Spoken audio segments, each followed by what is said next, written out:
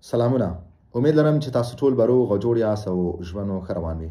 د یو نوې ویډیو د یو نوې موضوع سره بیا ستاسو خدمت کې حاضر یم. ملګرو، یو ورور کمنټ کړی دی، وایي چې ما اوس نږدې وخت کې انټرویو ورکړې ده او ما پسې یو څو ورځې کېږي چې انتظار خط راغلی دی. اوس ډېر ملګري راته وایي چې تا ته انتظار خط ستا د انټرویو نه بعد راغلی، نو دې لپاره به ته ستا چانسز ډېر دي چې ته منفي شي. د انتظار خط بله خبره دا ده چې د انتظار خط په اړه باندې زه نن سبا ډېرې زیاتې خبرې اورم، ډېر کمنټونه ګورم. اول خو دې ملګري ته ورور، ستا انتظار خط ستا د انټرویو سره، ستا د جواب سره هیڅ تعلق نه لري، ستا د دوسیې سره هیڅ تعلق نه لري. انتظار خط چې کوم دی دا نورمال هر چاته شپږ میاشتې بعد راځي. که په دغه شپږو میاشتو کې چا انټرویو ورکړي که نه ورکړي، که د انټرویو ته منتظري که جواب ته منتظري، دغه خط ستا د انټرویو سره، ستا د دوسیې سره نه، ستاسو انټرویو سره ستا په جواب باندې نه څه اثر لري او نه څه تعلق لري. دغه خط صرف او صرف دې دپاره دی چې دلته فرانسه کې قانون دا دی چې دوی وایي ستاسو دوسیه باید په شپږو میاشتو کې راغونډه شي، او دا خط په دې معنا باندې دی چې تاسو منتظر اوسېږئ، موږ ونه کړی شو چې ستاسو دوسیه په شپږو میاشتو کې راغونډه کړو. د دې خط دا معنا ده.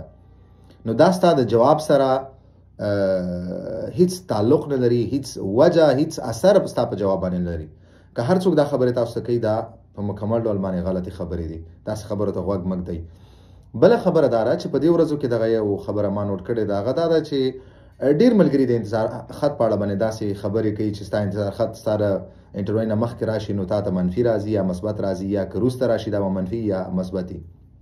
یو ځلې بیا زه خپله خبره تکراروم چې ستاسو دغه انتظار خط ستاسو د انټرویو سره، ستاسو د جواب سره هیڅ تعلق نه لري، نه پې کوم اثر غورځوي. دا خبره دومره مهمه نه وه، خو ما دې دپاره دا راواخیسته او دې دپاره زه دا ویډیو جوړوم چې داسې ډېر ملګري دي چې هغه دغسې خلکو ته غوږ نیسي یا دغسې خبرې دوی اورېدلي او داسې خبرو باندې دوی یقین کوي. هغو دپاره دغه ویډیو زه جوړوم. بلکې دغه ملګري په دې کمنټ کې دا لیکلي هم دي چې ما ته یو ذهني یو تشویش جوړ کړی دی، مشکل راته جوړ کړی دی. نو ځکه مې دغه کمنټ راواخیسته او ځکه مې دا موضوع راواخیسته. یو ځلې بیا درته وایم چې ستاسو دغه انتظار خط ستاسو د جواب سره، ستاسو د انټرویو سره هیڅ تعلق نه لري او نه دا ستاسو په جواب باندې کوم اثر غورځوي، که هغه منفي او که مثبتي. نو دا تشې غلطې خبرې دي او دغسې خبرو تاسو غوږ مه ږدئ.